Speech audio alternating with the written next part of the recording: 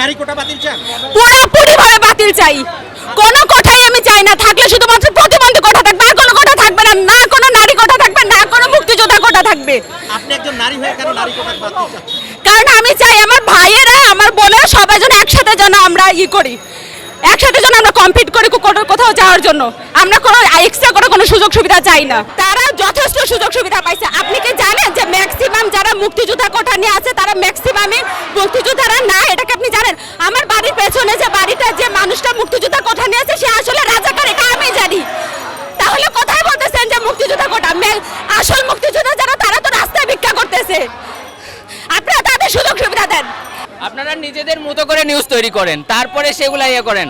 আমরা শুধুমাত্র আমাদের ঢাকা ইউনিভার্সিটিতে যারা হলে আছে সেই ভাইদের থেকে জানতে পারি। আপনারা সেই সুবিধাটাও নষ্ট করে দিয়েছেন। আপনারা ইন্টারনেট, সেখানে সুবিধা বন্ধ হয়েছে, আপনাদের প্রেস তো সেখানে যায়নি।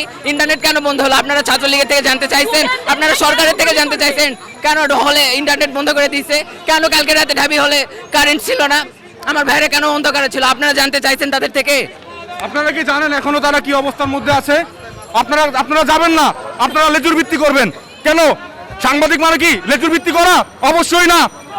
নিজেদের বীরের মতো পরিচয় দেন। আজকে ছাত্র সমাজ যখন রাস্তায় এসে দাঁড়িয়েছে ন্যায্য অধিকারের জন্য, আপনারা তখন কি করছেন? সরকারের চাটুকারিতা করছেন কেন?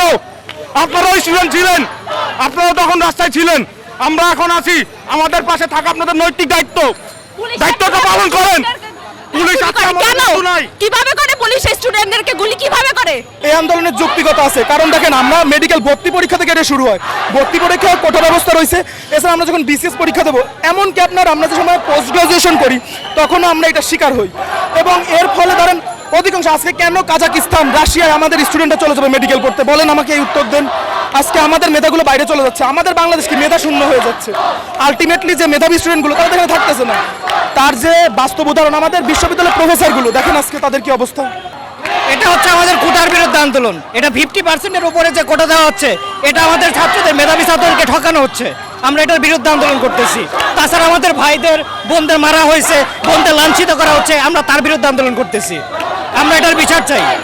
আমাদের সাধারণ শিক্ষার্থীর উপর হামলা কেন করা হইলো? আমরা তো শান্তিপূর্ণ সমাবেশ করতেছিলাম, তাহলে আমাদের উপর কেন আন্দোলন করা হয়েছে? আমরা এটার বিচার চাই। মুক্তিযোদ্ধা থাকলেও থাকতে পারে, বাট সেটা একটা সীমিত লেভেল আনতে হবে। সবচেয়ে বড় কথা হচ্ছে মুক্তিযোদ্ধার সন্তান সে ফ্যাসিলিটিটা পেতে পারে, কিন্তু মুক্তিযোদ্ধার আজকে 53 বছর পার হয়ে গেছে, নাতি পুতি এরা কিভাবে সেই কোটাটার সুযোগ নিতে পারে আমরা সেটা বুঝি না। সন্তান পর্যন্ত এই জিনিসটা ঠিক আছে, বাট এরপরে এটা মানা যায় না। মুক্তিযোদ্ধার সন্তান হিসেবে কোটা পেলে সেটা আমরা স্যাক্রিফাইস করবো, ইটস ওকে, বাট নাতি পুতি কিভাবে এটা সুযোগ পায়? আজকে থেকে 54 বছর আগে দেশ স্বাধীন হয়েছে। পৃথিবীর ইতিহাসে কোনো জায়গায় এমন নাই এখন পর্যন্ত এরকম কোটা দেওয়া হচ্ছে। 56% কোটা, তার মধ্যে 30% মুক্তিযোদ্ধা। এটা কিভাবে পসিবল?